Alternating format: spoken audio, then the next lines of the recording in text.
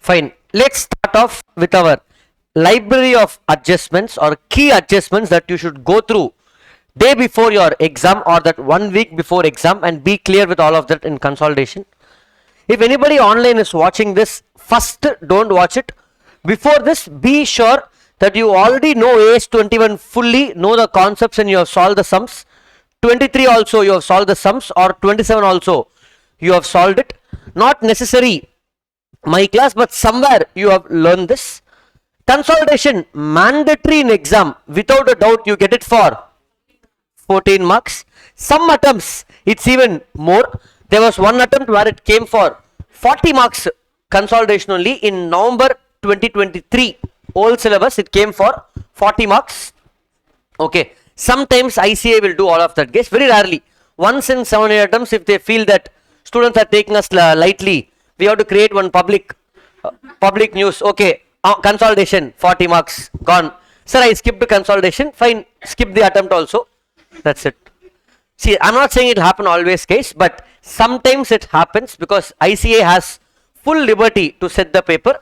If I'm also setting the paper, the day I'm setting the paper, if my wife is irritating me, I got full irritation now. So I'll show it on you only. Okay, come, get ready. Okay.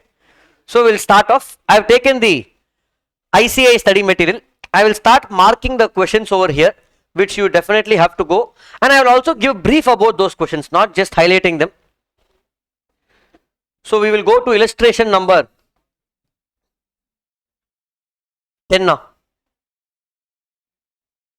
Leave all these examples, guys. That's for classroom. Yeah, illustration 1. Illustration 1 is important, guys. I will also brief about what they're asking in that question quickly. In this question, if this comes in exam, it could be a 4 or 5 mark question where they're asking you regarding minority interest on date of acquisition and date of consolidation and goodwill or capital reserve. Key points to note here. They would have given the data for multiple cases, case 1, case 2, case 3 and case 4. Okay. That means totally how many you will get? You have 4 cases of 1, 2, 3, 4 cases. For each case, you have to find goodwill or capital reserve. So 4 answers will come here. Then they are also asking you to find minority interest on date of acquisition and date of consolidation. 4 more answers here and 4 more answers here. That means you will end up with how many answers? 12 answers that you need in this question. Don't get confused. First you do minority on acquisition. Finish that. Go to consolidation and then come to goodwill or capital reserve. Question is a table. You also prepare a similar table. Solve the sum. That's it. If this question comes, everybody will be happy. Next we will go to illustration 2.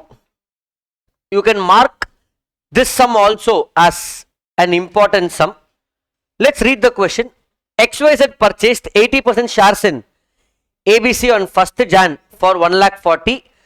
The issued capital of ABC on 1st Jan it was 1 lakh. Balance P&L was 60,000. So this 1 lakh and 60 is what profit? Pre-acquisition profit, correct? Because on the date of purchase of 1,60,000, what is the profit? During the year, company earned 20,000 and paid dividend of 15,000.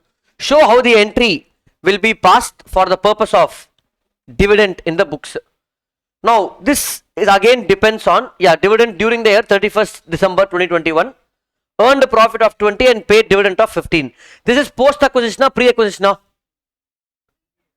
Dividend is from post-acquisition because dividend is earned, paid 15,000 out of this 20. This 20 is earned during the year. That means after acquisition it's a profit. So dividend is paid from post-acquisition. So for holding, it's a normal profit from the normal dividend. So entry is bank account debit to profit and loss account. Are you following, guys? Clear? Simple question. Not that important, but just go through this. Okay. Next. Illustration 3. We have 4 sums like this in the study mat. Illustration 3, even in test your knowledge we have. Where you have to find out what, guys? minority, no, you have to find goodwill or capital reserve. I keep saying this, finding goodwill or capital reserve is very simple. In our steps also, I'll keep saying this in the class. Basically, it is what you paid versus what you got on the date of purchase. What you paid will generally be given in the question itself. In this question, they purchased 70% of the company's shares at a cost of 70 lakhs. So what I paid is 70 lakhs minus what I got is going to be the net assets, correct? On the date of acquisition. Just like amalgamation chapter, they have given assets and liabilities and they have given some adjustments. You have to do all those adjustments and reduce it. Only one important catch over here, two important mistakes that students commit over here is you will find net asset. Okay, for example, if imagine in this sum assets are 100, liability is 20, you know how to find net asset. Let me not waste time by saying okay, PPE up by 20%, so 120 plus 20%. No, I don't want to do that.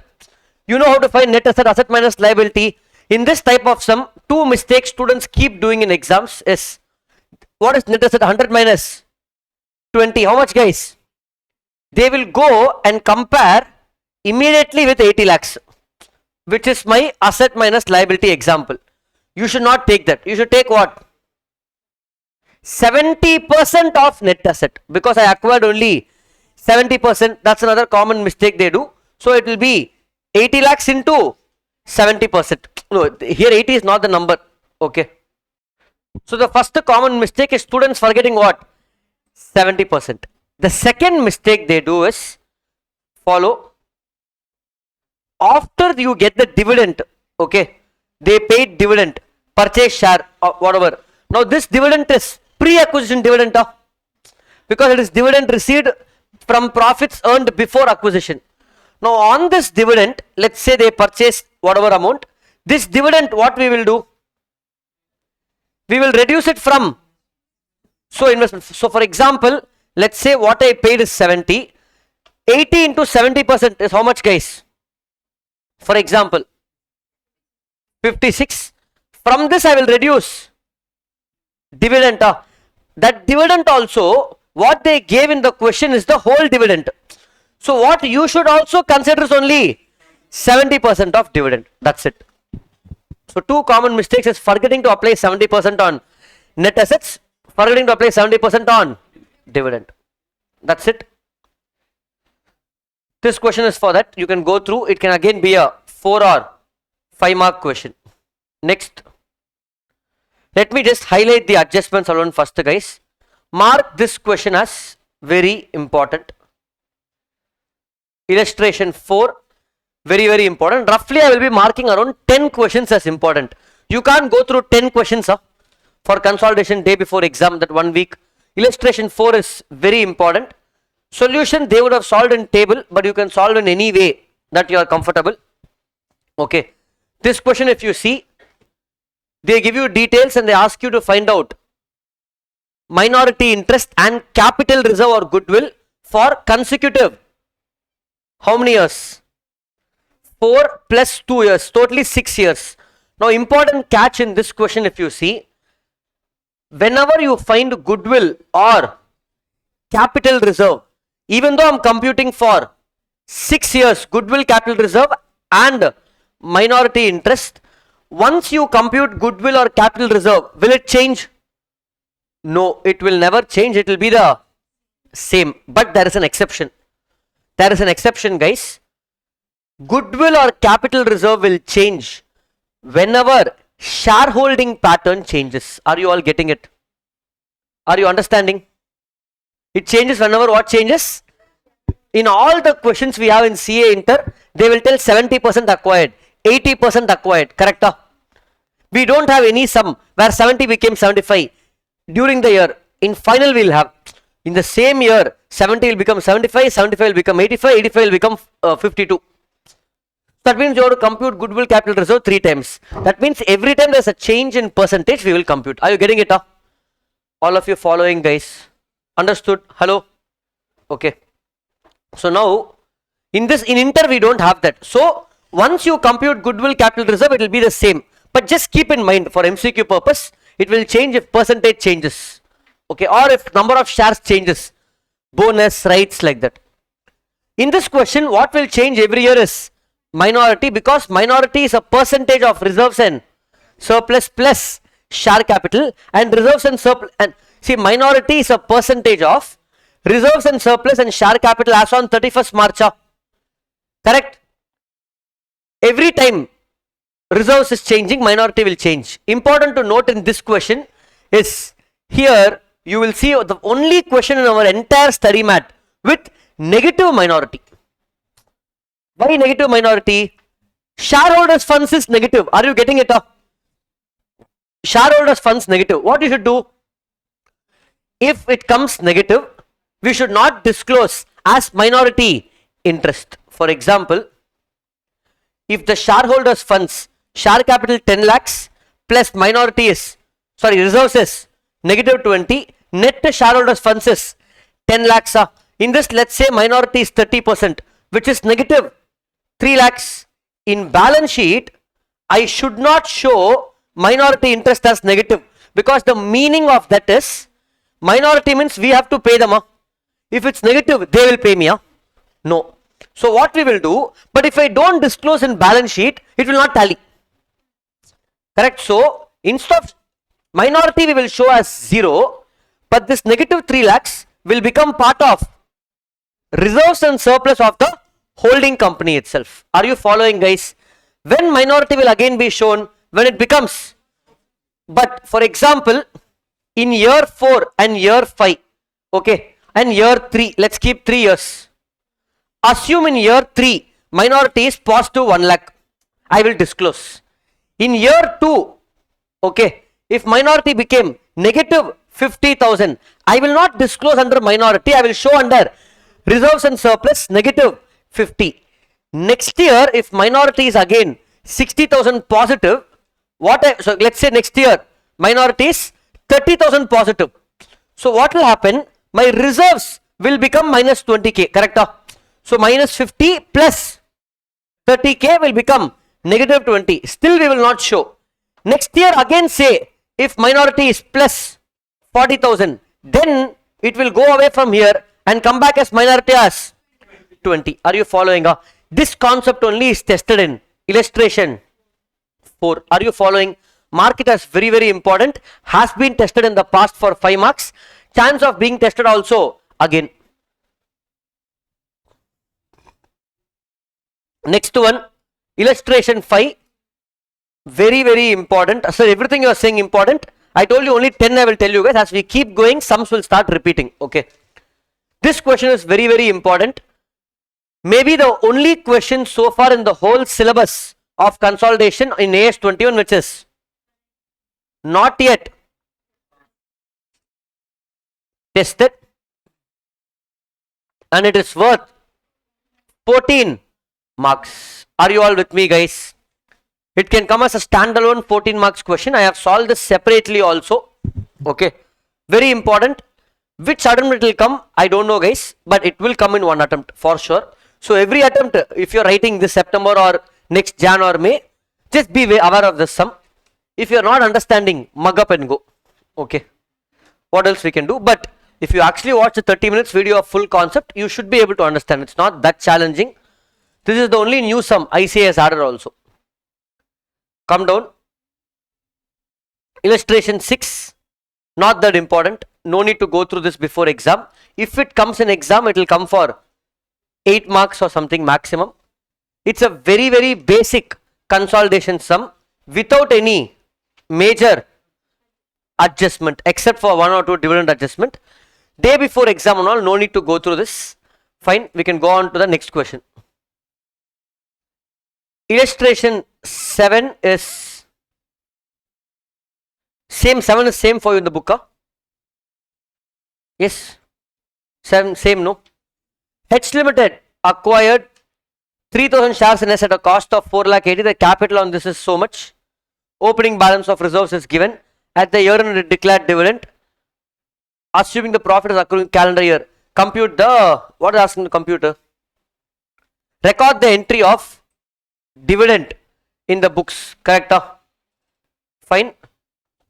H acquired 3,000 shares in S at a cost of 4,80,000. Cost of investment is given. On 31st July, middle of the year, the capital of S consisted of 5,000 shares of 100 each, fully paid up. The profit and loss account showed an opening balance of 1,25,000 and profit for the year is 3 lakhs. At the year end, it declared dividend of 40%. Record the entry in the books of H Limited in respect of dividend. Dividend received. So this question is basically again a reasonably important sum where they're talking about dividend received. But what do we do with dividend received? If it is from post, we will credit P&L. If it is from pre-acquisition profits, we will reduce from cost of investment. Here they gave both the details of cost of investment, but dividend is paid out of what? Dividend is paid out of profits, correct? Now, if that profits is fully post, then dividend also will be fully post. If the profits is pre, dividend will be fully pre. But this sum is not like that. Because acquisition is happening in the middle of the year, in the month of July, you have to split the profits as pre and post using time ratio. In this question, months as the period. Some other question means some other ratio. And once you split the profit, for example, if profit is 100 for the whole year, if pre is 70 and pro is 30, and they are saying, sir, this year dividend declared is 12,000 rupees, then this 12,000 we will split in the ratio of 70 is to 30. Are you following, guys? Understanding? And then how the entry will be? For dividend received in holding, bank account debit 100 to investment for pre-extent 70% to P&L for pre and post profit 30%. Are you following? So this sum is regarding that computation. I will say you can definitely, I'll mark it as important but not very very important. Go through day before the exam. It is worth it because this sum has splitting of profit. In the same type of sum, there are two more variations. Okay. What are those variations? Let me show you. Variation 1, variation 2 and variation 3. In all these three variations, you are going to pay dividend. Sorry, let's take this one as what we just discussed, where dividend will be split into pre and based on the pre and post of profits, correct? Second case guys, what different type you will get? Same dividend has to be split as pre and post, but here they will tell company is first using full pre profits, second they will tell company is using fully post. Sir, I am not able to understand. Of course you won't understand because I have not taken any sum. Let me take a sum over here to understand the second case, because a sum like this is not there in the study material in any of the sums. Okay, we have it only in RTP, MTP. Let's say holding is here, subsidiary is here, and subsidiary has pre 2 lakhs profit, post 1 lakh profit overall. Okay, subsidiary declared a dividend of, let's say, 1,50,000, out of which holding share is only 80%. So what is the 80% of 1,50,000? 1,20,000 is my share of dividend. Now the entry I have to pass is in subsidiary books. In subsidiary books, what entry I have to pass?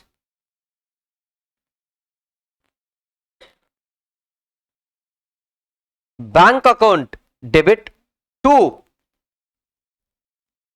P&L to the extent of post, investment to the extent of what, guys?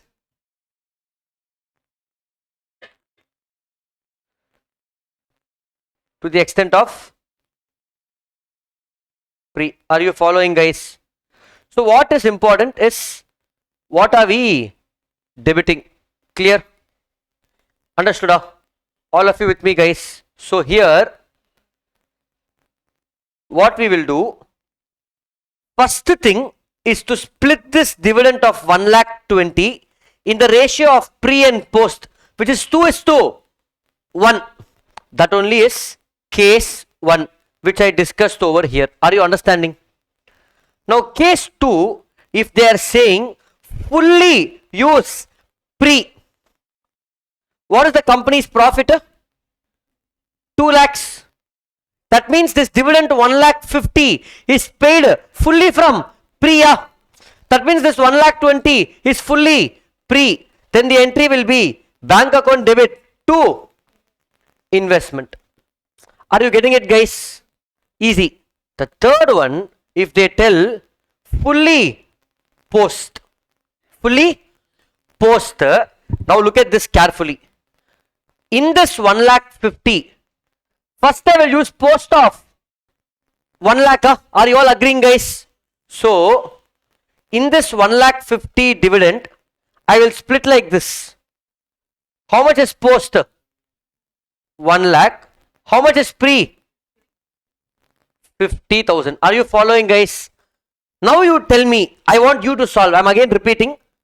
Subsidiary gave a dividend of 1,50,000. In subsidiary is 1,50,000 of dividend. Current year profit pre is 2 lakhs and post is 1 lakh. Holding share 80% is 1,20,000. And the question says this 1,50,000 is fully post first, then only comes to pre. So full 1,20,000 is utilized and balance 50 only comes from pre-acquisition. So dividend is declared. This 1,50,000, these are the sources. Now I want to find out for 1,20,000, how much is pre, how much is pre and how much is post? How much will come in post? How much will come in pre? Bank account debit is going to be 1,20,000. What you have to do is find the credit. Quickly try it out, guys. I'll give you a minute. Try it out fast. Yes, did you solve, guys? How to split? Very easy. This 1,20,000 you have to split in the ratio of 5 lakh is 2. Sorry, 50k is 2. 1 lakh in the ratio 1 is 2. 2. That means how much will be pre, guys? So 1,20,000 into 1 by 2. Sorry, 1 by 3. How much will get?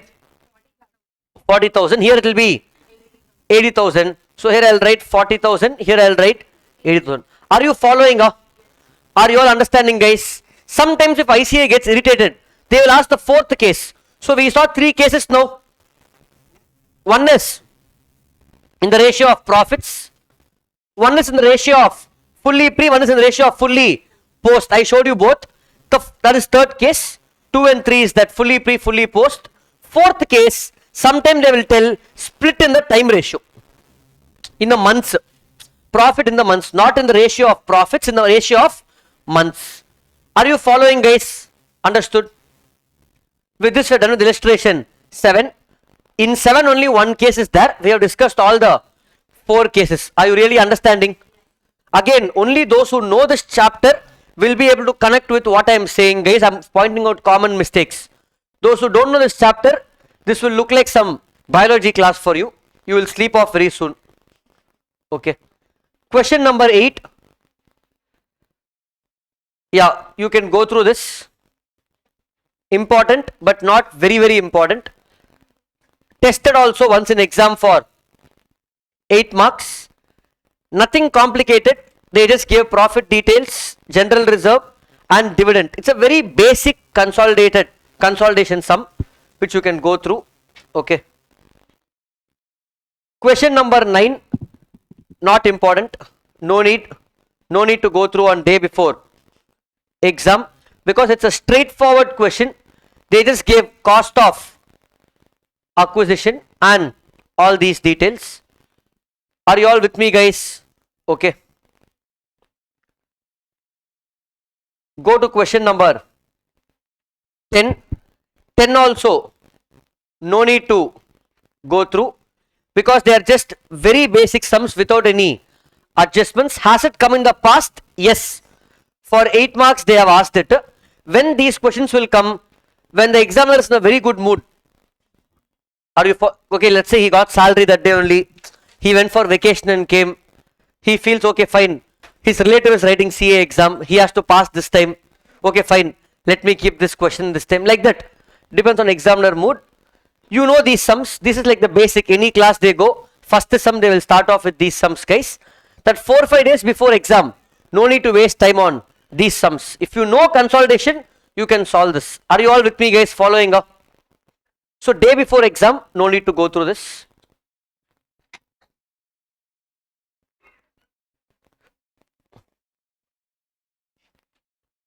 Question number 11, same thing.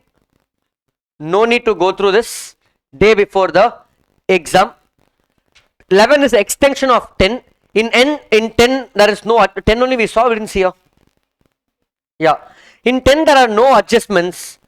In this there is an adjustment with pre-acquisition profits. In 10 everything is post. Okay. See, if you see 10, yeah, in 10 everything is pre. Everything is fully pre in 10. In 11 there is a pre of 30 and balance 10,000 is post. That's it. Very basic sum. If you look at my full consolidation class also, in the first 2 hours itself I will finish all these sums as basic sums. Day before exam, again not worth it. Question number 12. It looks big. Virat consolidated with 80% of Anushka. Then who has the balance 20? Minority interest has it. Okay. This question also, nothing great. No adjustments. Okay. Are you following, guys? Is there an understanding? Yes, what I am discussing. Consolidation chapter I also know. Regarding whom we are talking now? Virat and Anushka, are you in the class? Are you thinking about the minority? Okay, okay, fine. Sit down. Okay, following, guys. This Virat and Anushka sum also very simple. Came in exam. If it comes in exam for 10 marks. Day before exam, if I should go through, answer is no. But I gave 3 no's so far. In these 3, any one sum you go through. Just for your satisfaction if you have time. Okay. Virat and Anushka also, the difference is the previous 2 sums which I told no, the balance sheet is in T format. This sum, the balance sheet is in Schedule 3 format. That's it. Are you following, guys? Pavan? Clear? Very easy sum. No need to go through. So I'm not discussing much over there. Illustration 13 also. No need to go through day before exam and all, because this talks about upstream and downstream profit. I am going to discuss that now itself. I'm going to discuss that. Once I discuss that, this becomes a very basic sum and this will come as part of an adjustment. Let me discuss upstream and downstream profit for everybody's benefit, because it can come in any sum.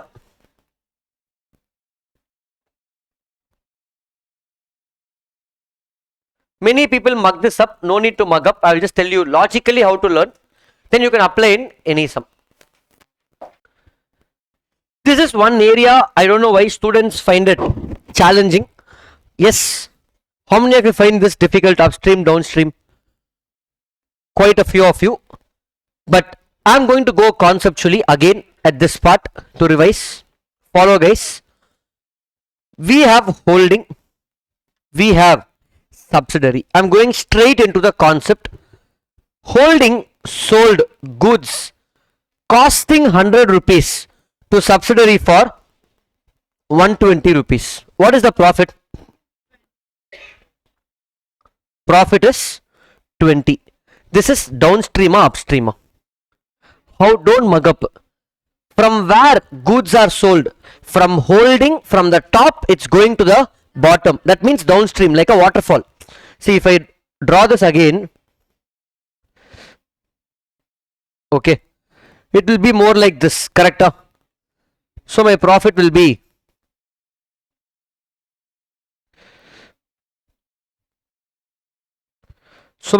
is 20. Profit is going down to my subsidiary, correct? But actually it's a profit, no, because assume in holdings P&L of holding, they would have recorded sale at 120, having a net profit of 20. Subsidiary, this stock of 20, because goods are sold from holding to subsidiary, in the subsidiary's balance sheet of subsidiary, they will have inventory 120, correct guys? Are you all with me? Assume none of the goods are yet to be sold, okay, as that means holding is thinking, hey, I made a profit of 20, but from whom I made profit? Can you make profit when you sell goods to your brother, sister, wife, husband or parents? It's within the family. It's like taking from one pocket and keeping in the other pocket, okay? So subsidiary is saying my inventory is 120. Now when I do consolidation, this and this will become one now. Generally, where will profit come? It will go to my reserves. So keeping that in mind, when I prepare the consolidated balance sheet, inventory of subsidiary will be 120, reserves and surplus of holding will be 20. Are you following guys? Understanding? As per AS2, everybody's favorite standard, easy one, inventory should be valued at cost or NRV, whichever is less. Here inventory is cost only, but can inventory include profit? No, inventory here is including how much profit? Correct? So what I should do? I should make this 120 minus 20 and make it 100, and reserves and surplus also. It's not a profit. I have not earned. It's like taking from my pocket and giving to my brothers or sister. It's not a profit. So this 20 also I should reduce and make it 0. If I pass this adjustment entry, follow very carefully guys. I am not passing this adjustment in holding P&L. I am not passing this adjustment in subsidiaries inventory. My subsidiaries standalone FS will still have 120. My holdings standalone FS will still have 20 profit, separate. But when I come together, in the consolidated FS, I need to pass an adjustment entry in whose books consolidation is always done for holding.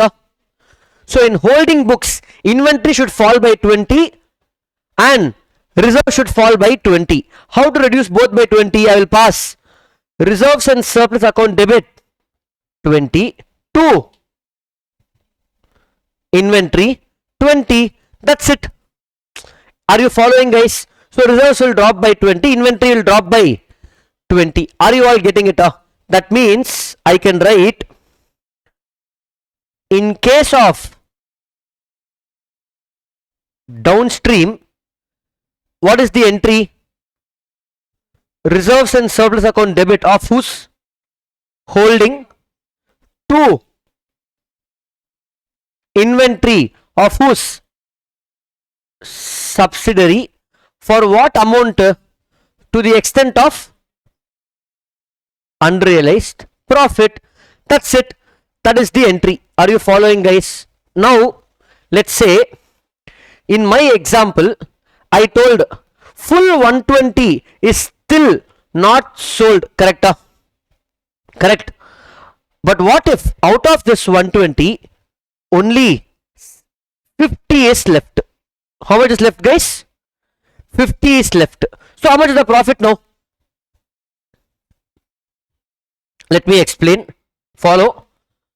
For 120 profit was 20. So if my stock is 50, what is my profit? How much guys? 8.4 somebody is saying. How do I decide 8.4? 50 into 20 divided by 120. Or if you want logic, 20 is the profit on 120. What is the percentage?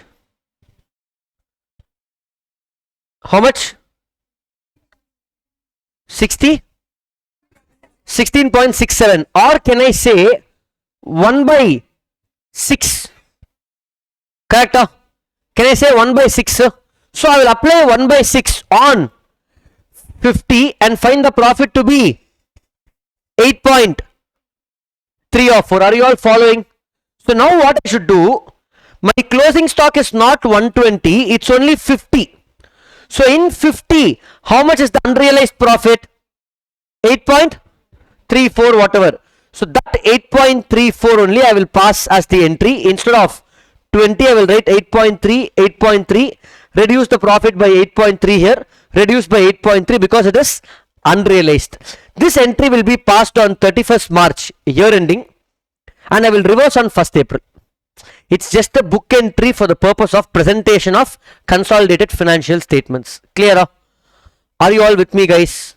Understanding? This is downstream. Sir, what about upstream?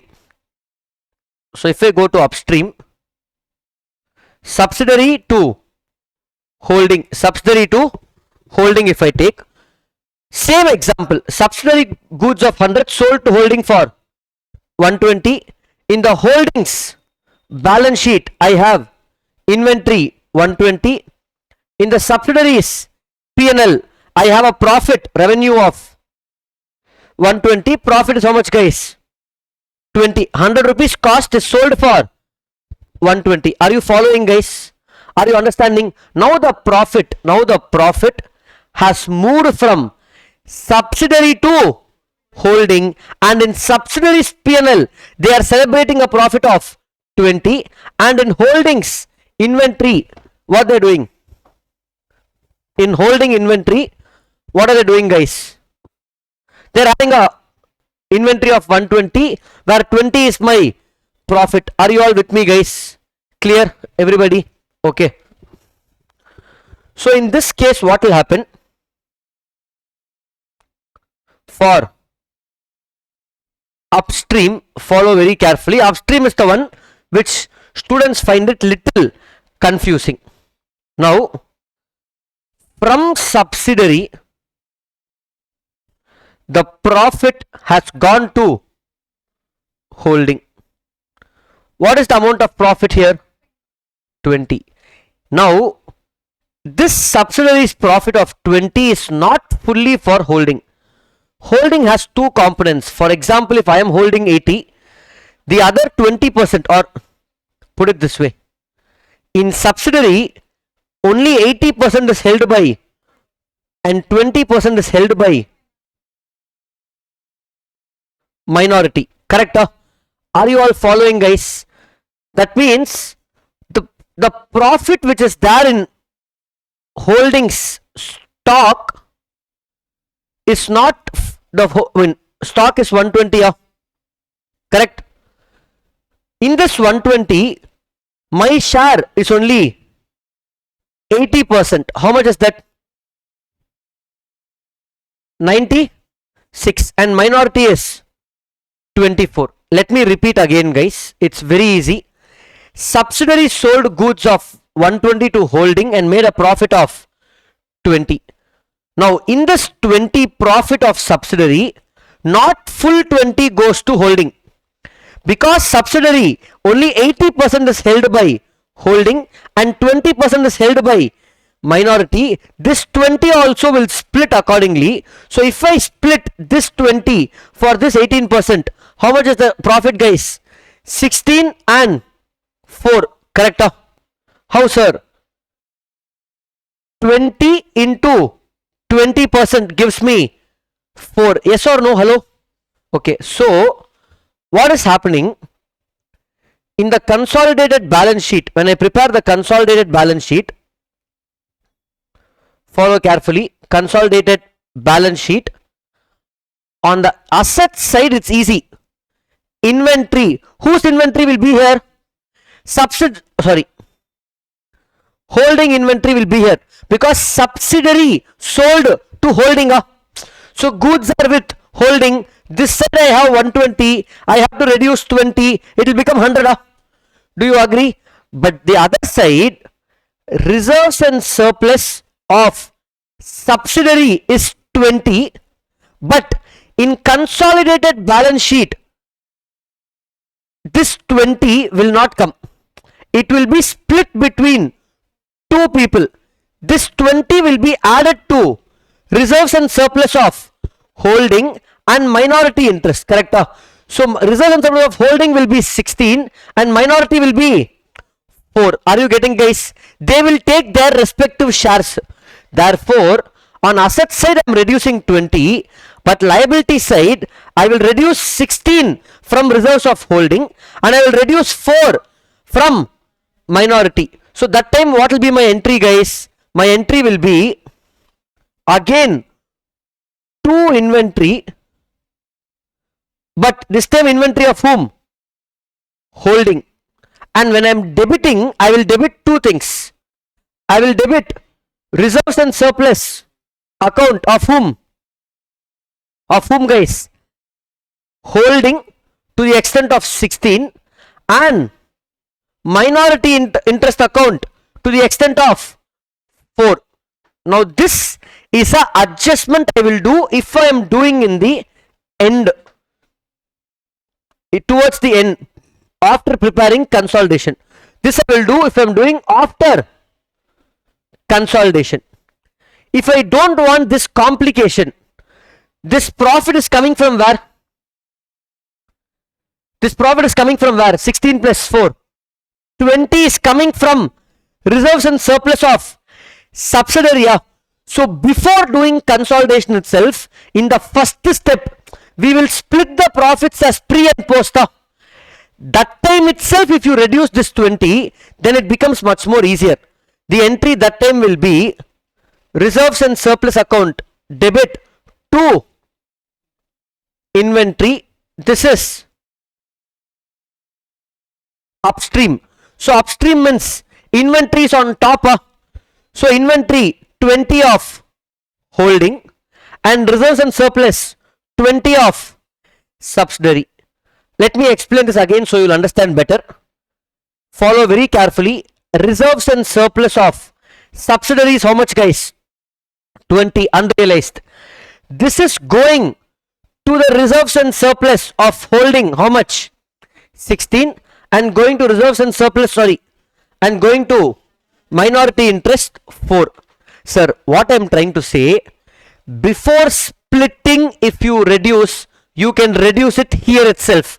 In subsidiary books itself, reduce and then split. So already 20 is reduced. No need to worry. Sir, I forgot, sir. I already split the total profits for holding and minority. Then for holding you reduce 16 and for minority you reduce 4. All of you with me? So if you are doing the split in the ending stage, my entry will be reserves and surplus of holding 4, minority debit 4, to inventory of holding 20. If you are doing in the starting itself, if you want to save all the complication, reserves and surplus of subsidiary, when you start the sum itself, reduce 20 and to inventory reduce 20. Depending upon sum, we can do it. Are you following the logic? Guys, understanding upstream and downstream? Hello? How many of you not understanding? Everybody understood? Sure? Clear? Guys, honestly, why you're all so silent? Okay. Next one.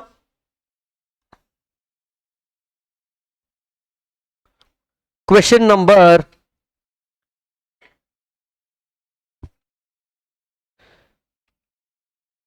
oh, I told 13 is basic.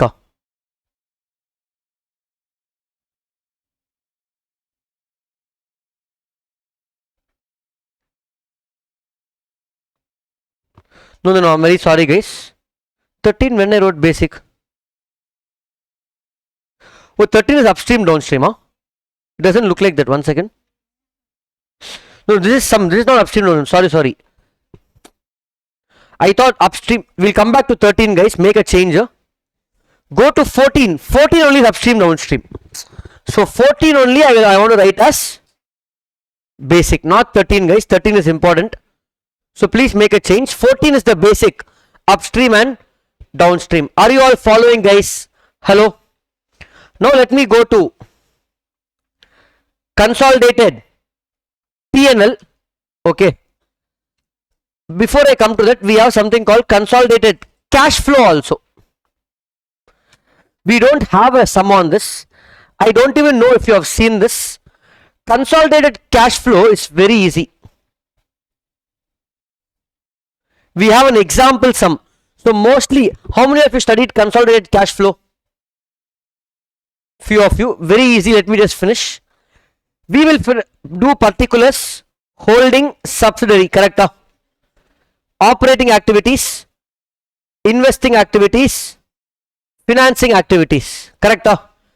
Prepare for holding separately all the values. Prepare for subsidiary separately all the values. Consolidate cash flow is very easy. What you should do? Just add. No adjustments. Just add. That's what we have over here. Look at this. They gave an illustrative example where A is holding, B is subsidiary. The answer is total. If it comes in exam, total will not be there.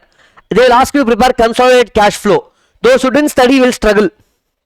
So you just have to add all of these. Are you following, guys? Look at this. Minus 10 plus 10, 0. Are you getting it, guys? Simple addition. If this comes in exam, if you know, it becomes easy. Done now. All of you clear, guys? Okay. Question 15 is P&L. I'll come back to that. Now, in full-fledged sums, there are only 3 sums in the whole chapter which are worth of a 14 marks and which you should know very, very well. Okay. What are those sums? Let me mark. Question 13, very, very important, which can be a 14 mark question. Question 13, please make the change, guys. It's a proper sum with all adjustments. I will tell you this sum and all. Don't look at adjustments, please. I can't tell you 1 or 2 adjustments. Whole sum is important. There are only 3 sums. LDR, I will mark it. Are you all with me, guys? I would have solved this in detail. If you are watching only this workout or only adjustments, in YouTube I have put consolidation chapter for free. In that I would have solved the sum. Timestamp also will be there. 20 minutes or 30 minutes. Please go watch that, because every adjustment is important, especially here. If you see book value 1 lakh and book value 20, 1 lakh becomes 1 lakh 50, 20 becomes 15. So this is the only question in the entire study mat where there is downward revaluation of asset. Are you following? So here 1 lakh becomes 1 lakh 50 means plus. Here 20 becomes 15,000. That means minus. So one case is an upward revaluation, other case is a downward revaluation. You have to net off and do the sum. It's a very, what to say, not complicated but focus oriented adjustment. This one adjustment can come separately anywhere. Very, very important. Question 13. Sir, what are the other 2 sums which I have to focus for the 14 mark question? See, in fact, in exam, if you don't have time, if you want to gamble, mug up these 3 sums and go. If they ask 14 marks, this is one. Next is, I will go straight away to test your knowledge questions. Last 2 test your knowledge questions.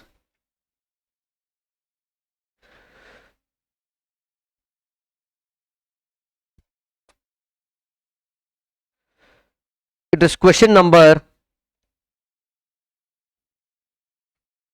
10 and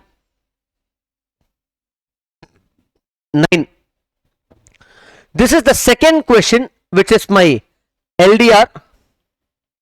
Full sum, very important. Question number 9.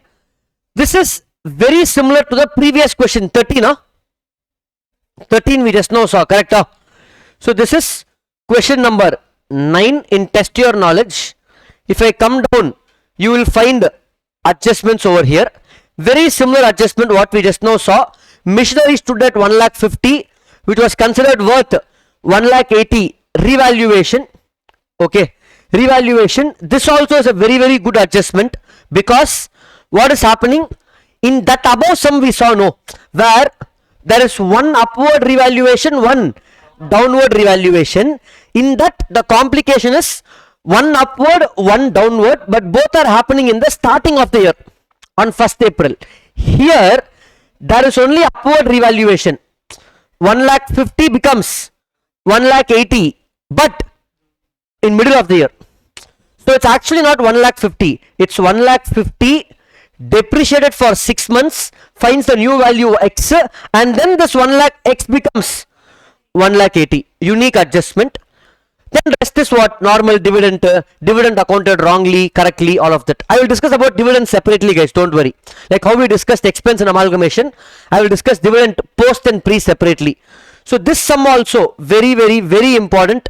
The second full-fledged 14 mark sums which you have to not memorize. Promise, believe me guys, if you watch the 10 hours of consolidation that I put on, what that we have in our regular class, which I am giving you guys also, everybody knows where to get it.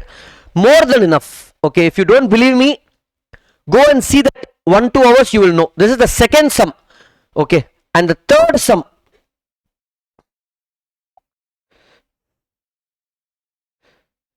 Third sum is question number 10. So far not tested. Question 10. So far not tested. LDR. This is the most complex sum that we have in CA Inter study material. So far, as when I am talking, it's not yet tested in the exam. This is a solid worth 14 marks. If this comes in exam, 40 minutes will go away, even for somebody who knows it well. There are multiple adjustments over here, where there is opening reserve, then dividend is wrongly accounted, bonus issue is there in this sum. Are you following, guys? Intercompany adjustment is there, and upstream and downstream. So this has every adjustment possible. Dividend, intercompany adjustment, bonus, all of that. Clear? Solid sum. I would have solved this in our regular class for 1 hour 10 minutes, detailed full sum. This is something that you have to see in the last. Okay, 1 hour 10 minutes I will solve. Okay, are you following, guys? So far not tested. It will be tested sometime. Okay, the top, I mean, this is a proper consolidation sum. CA final starts from this sum, like that. Are you following, guys? But it's easy if you learn with concept. So please go through the sum. I can't take one adjustment and teach over here. Anyway, if I teach, it will take 1 hour. That's something, same thing is there in full regular. So go through this also. Are you following, guys? Clear? Apart from this, we have only 2 more type of sums. Okay, I will teach both. One is consolidated P&L. This came in latest May 25 exams. So the chance of repetition is less. Consolidated P&L, very easy. Okay, either this additional question 11 is the difficult question in consolidated P&L. This question was not tested in exam. An easier version of this only came. So go through 11, and at the same time in book also we have one consolidated P&L. Where is that, guys? 9th, 15. Yeah, 15 also is a consolidated P&L. There are only 2 sums. This is the easier version of it. That Chand additional question 11, not that difficult, very easy. If somebody is skipping consolidation, you can skip consolidation fully, but at least learn these 2 sums and go for exam. If you are lucky, it will come. These 2 are again very not very important, but once in 5 attempts they will surprise with these questions. Clear, guys? Last question I will be discussing, I will be solving also now, is uniform accounting policies question. Question number 16. Important. LDR, because so far not yet tested. So not yet tested is uniform accounting policies and variety limited. Variety limited will come for 14 marks. This can come for 6 to 8 marks maximum. I think 6 is correct, or 7. 8 is little high. Okay. What is this question saying? I will solve this, and with this I will be closing consolidation, apart from one thing. Which one? Pre and post acquisition dividend. This concept is all about, which says, what they're saying in this: holding is following different accounting policies, subsidiary is following different accounting policy. For example, holding WDV, subsidiary, okay, not debit, let's say FIFO method, weighted average. WDV SLM is no more accounting policy, it's accounting estimate. Okay. Separately they can follow whatever they want, but when they consolidate, I have to follow what is there in holding, so I have to convert the subsidiaries to holding. That is the question. Let me solve this for you guys. Question number 16. Quickly go through the question once. Can you read the question once at your end, and then I will start solving, discussing adjustments. Quickly read, guys. Okay, let's start solving this, guys. Come down. They have given balance sheet of both holding and subsidiary. No, they have given balance sheet of only subsidiary for 2 years, that too first previous year followed by current year. Okay, come down. What they are saying, B is subsidiary of A, both are following calendar year as accounting year. A limited's values inventory on weighted average basis, but B uses FIFO. So I have to change from what to what? I have to change. See, I need, what is my base? I should go to A. So A is following weighted average, I am following FIFO, so I have to go from FIFO to weighted average.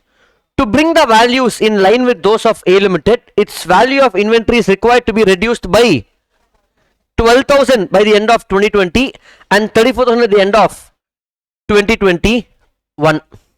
Next, B is reducing 1% from trade receivables as a general provision against doubtful debts. That means subsidiary is reducing 1% provision of, but holding is not doing that. So I have to reverse the provision. So here I have to reverse and add back. Last one, prepaid expense in B. Something about prepaid expense, we will get there, guys. First, let me start off. I need to do this. Okay, I need to prepare a small statement. Particulars amount. Since it's a small sum, 10 minutes I'm explaining now itself. Of A limited, first I will write down profit of A limited, because all the adjustments will impact my profit. So go here. What is the profit of A limited, guys? What is the profit? Reserves of 2,86,000 has become 7,14,000. So 2,86,000 increased to become 7,14,000. How much is that? 4,28,000. Correct. 2,86,000 has become 7,14,000. Anything else is there? Profit? No. Let me go down. Is that the profit they have taken? Okay, what they have, okay, that is the profit which has increased. But what is the current year profit overall? See, this is the increase of current year. But I want to know what is the total profit as of balance sheet date. It is 7,14,000. Now my question, will I take 4 lakh 28 increase or 7 lakh 40 now? If it's cash flow statement chapter now, I will take the increased profit. I want to know what is the total profit, so I will take only 7 lakh 14,000. Yes, doubt? Okay. Now from this, I have to do 3 adjustments, guys. 3 adjustments if I do, I will get the revised profit after accounting for changes in accounting policies. Correct? First is very easy. The trade add back provision on trade receivables debtors. Go to my question. What is my provision for debtors, guys? 1% from trade receivables as a general provision. That means B Limited. Go to the balance sheet. Trade receivables. Where is that? 8 lakh 91 in B Limited is after providing provision. Correct? But in A Limited, here there is no provision created. So I have to reverse the provision. What is the entry for reversing the provision, guys? The entry will be, for provision, the entry would be provision for doubtful debts to trade receivables. Now reversal will be trade receivables to provision or to P&L. Correct? So I have to add back the provision to my profit. How much, sir, it is? How much? Very simple. They have done a provision of 1%.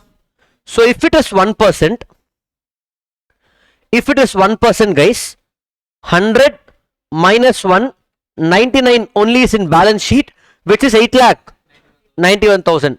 So what is that? 1%. If I cross multiply 8 lakh 91,000 into 1 by 99 or 99%, you will find how much? 9,000. The common mistake what student will do here is straight away apply 1% on 8 lakh 91. Wrong. You are applying on net. Okay. So that means the initial debtors was 9 lakhs.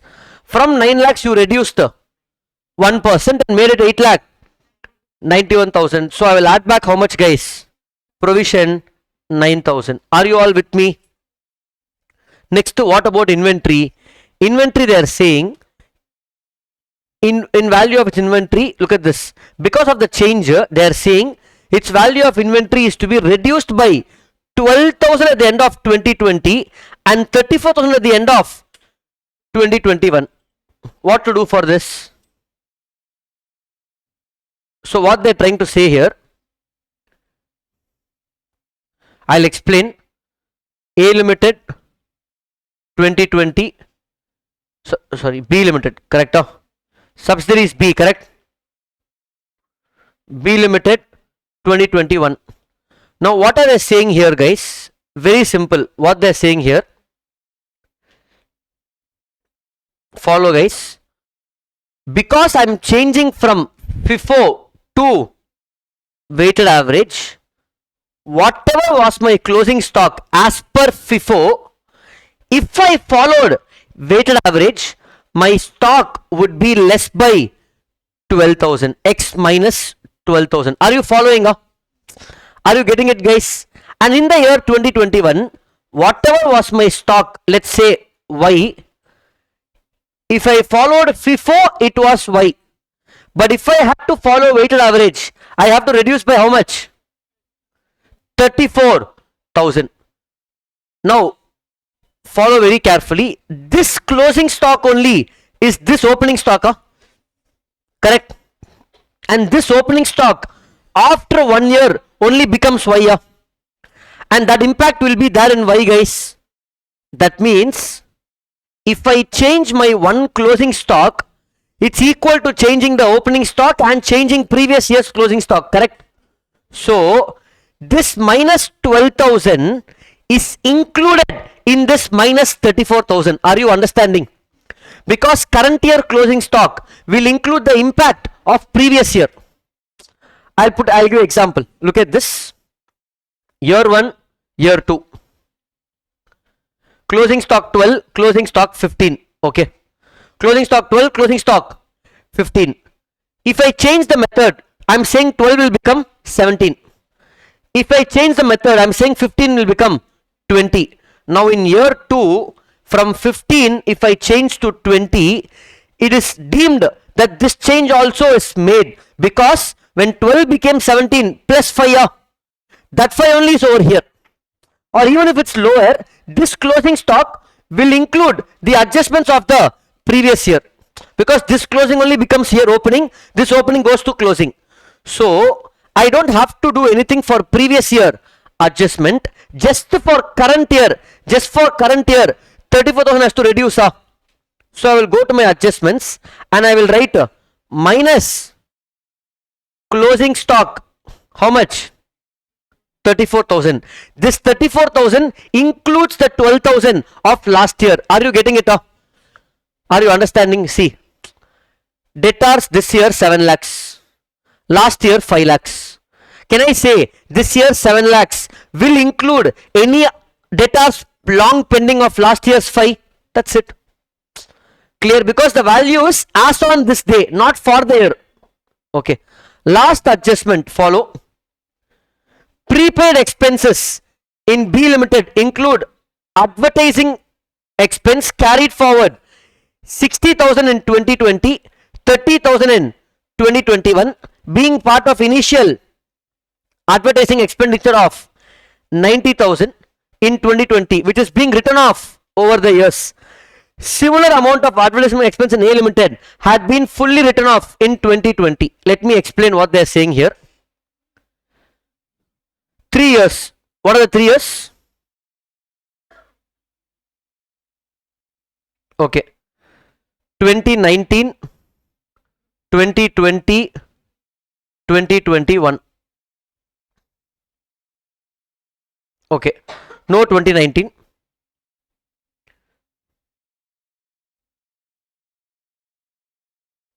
Following, guys. Okay. Now what's happening? In A Limited, advertisement expense prepaid was how much? Prepaid expense 90,000 to bank 90,000. This full advertisement expense in P&L for A Limited, for the holding was debited 100% in the year of incurring the expense itself. Are you following? But in B what they did, in B Limited, guys, in this year they debited 30,000.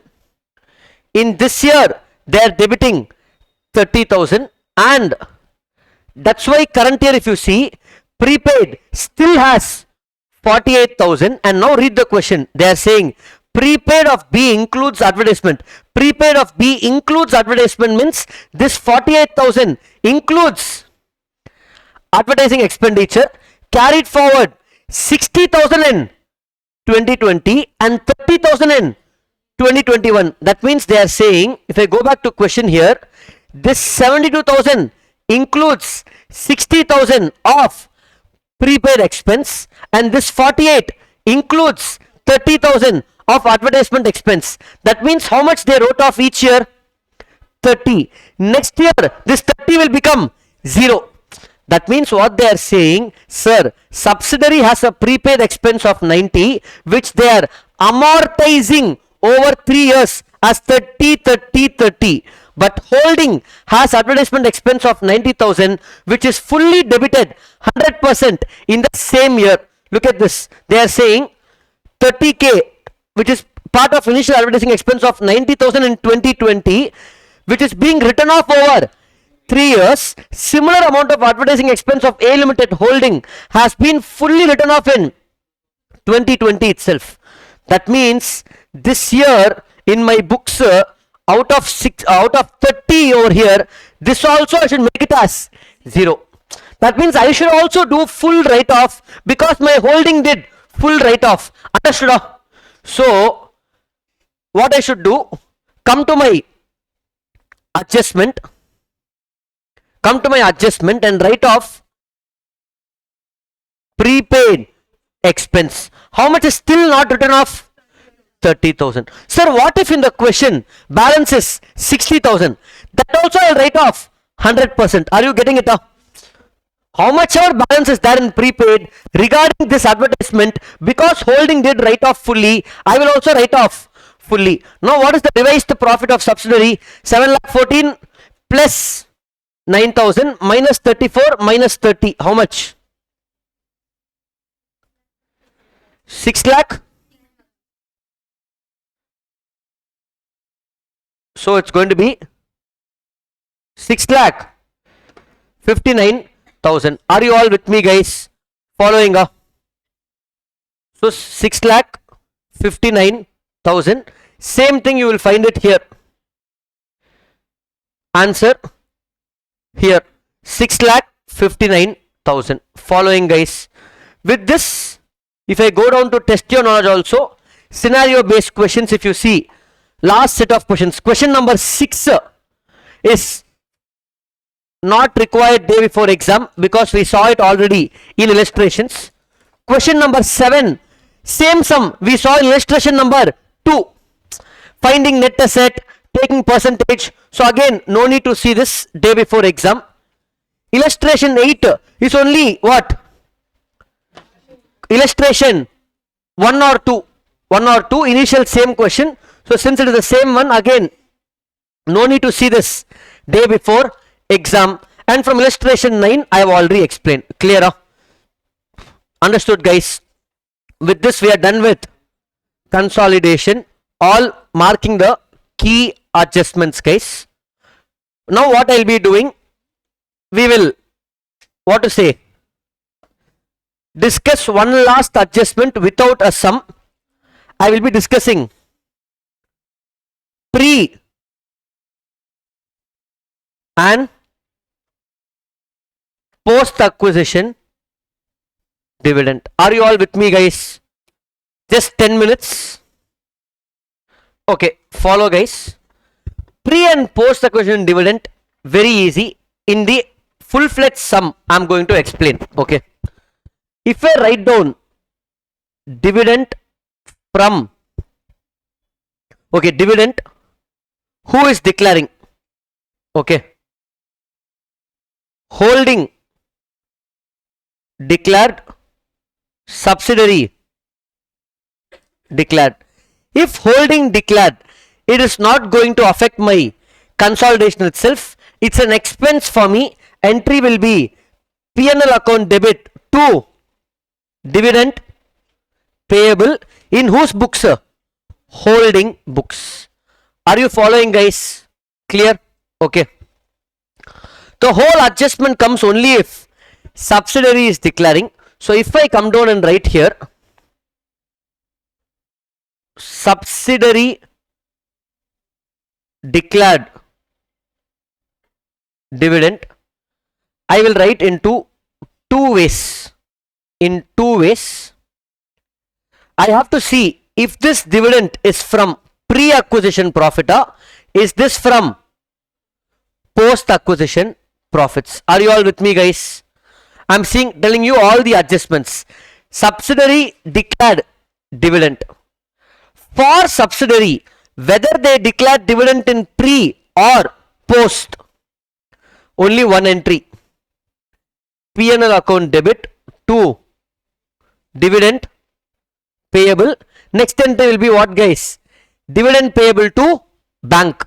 This is in books of subsidiary. So again, the party which is declaring dividend, entry in holding or subsidiary, it's the same entry, P&L to dividend payable, whether it's pre or post. Person declaring, no complication. The complication comes only accounting dividend received in books of holding. Are you following, guys? Accounting dividend in the books of holding. Are you all with me, guys? Okay, here we have to see if the dividend came for us from pre or it came from post. Now this accounting is in whose books? holding books. Pre and post. Pre and post. We have totally 4 scenarios. We have 4 scenarios. All of you with me, guys? Understanding? Okay. Now in these 4 scenarios, if it is pre, what is the correct entry that I have to pass if I am getting dividend from subsidiary? What is the correct entry? First dividend in all the cases should pass entry only for holdings share, not the full dividend. So what is the correct entry if it is coming from pre? I will debit bank account and credit what, guys? Investment account. Are you following? Hello? What is the correct entry if it came from post? Debit bank, credit P&L account. Are you all with me? Ideally, these are the correct entries to be passed. This is the correct entry, guys, that has to be passed. Are you all with me? Suppose they passed wrong entry. That's the question. They have passed what, guys? Wrong entry. What will happen? Simple. If a wrong entry has been passed, what could have been the wrong entry from pre-acquisition? Look at this. If a wrong entry is passed, they would have done what? They would have debited bank account debit, but instead of crediting investment, they would have credited what, guys? P&L. This would have been already done in the question. Therefore, in the solution, you have to do a rectification entry. What is the rectification entry? Look at this. This is the correct entry. This is the wrong entry. In both correct and wrong entry, what is correct? Debit bank is correct. Don't disturb. What is wrong? I have credited P&L wrongly. So now I will debit P&L. And what is supposed to be credited? Investment. So I will credit investment. This is my rectification. Are you all with me, guys? So sometimes in question they will tell like this. Dividend has come from subsidiary from pre-acquisition profits. Repeat with me, guys. Dividend has received from subsidiary from pre-acquisition profits. Instead of crediting investment, they have credited P&L. Then your rectification now will be by debiting the P&L in the books of holding, and crediting investment in the books of holding. Are you following? Next, this side, what do you think will be the wrong entry here? Same.